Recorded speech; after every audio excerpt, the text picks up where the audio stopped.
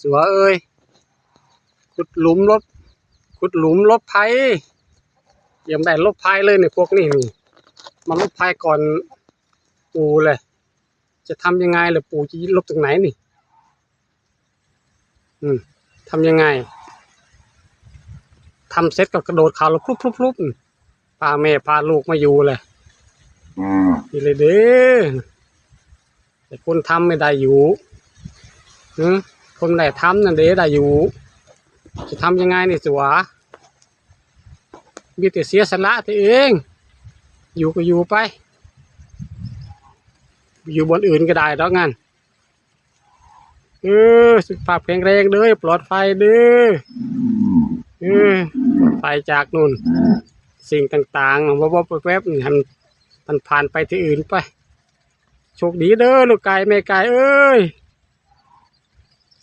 ดีโชคดีบายบาย